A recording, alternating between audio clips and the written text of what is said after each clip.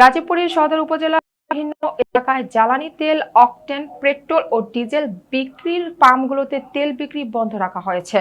অপরদিকে হোতাপাড়াকে CNG and filling station তেল দিচ্ছে, বিক্রি করছে ন্যায্য মূল্যে। প্রতিনিধি মাহবুব হোসেন জানান, শুক্রবার সকালে গাজীপুর সদর উপজেলার এলাকার ঘুরে দেখা যায় ঢাকা ময়মনসিংহ মহাসড়কের পাশে অবস্থিত উপবন ফিলিং স্টেশনের সামনে রশি দিয়ে তেলের পাম্পটি বন্ধ রাখা হয়েছে।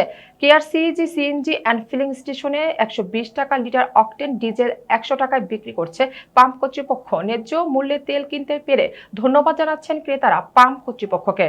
অন্যান্য কোনো পাম্পে তেল দিতেছে না, কিন্তু এই পাম্পে তেল দিতেছে, যার কারণে আমরা আন্তরিকভাবে কৃতজ্ঞতা বোধ জানাই। প্রথমে গিয়েছিলাম স্টার পাম্প, ওইখানে তেল দেয় না। তারপর হাজি পাম্প আসলাম, ওইখানেও দেয় না।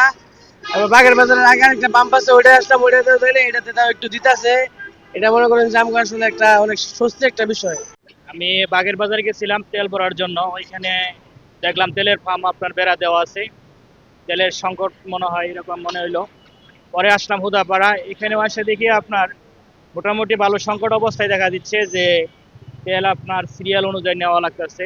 ওদের ভবিষ্যৎ ফিলিং স্টেশনের ম্যানেজার, আমার নাম হচ্ছে ফারহান ফারুক রানা। আমরা আসলে যে সংকটময় দিনগুলো কাটাচ্ছি, আশা করছি সেটা কেটে যাবে।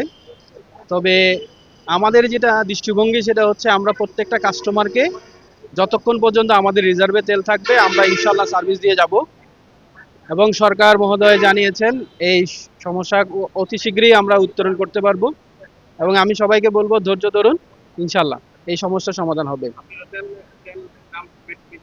আমরা কোনো তেলের দাম নিচ্ছি না, যেটাই যেটাই সরকার নির্ধারিত 120 টাকা অকটেন, 100 টাকা ডিজেল, সেই দামের মধ্যেই রেখে আমরা কাস্টমার সার্ভিস দিয়ে যাচ্ছি।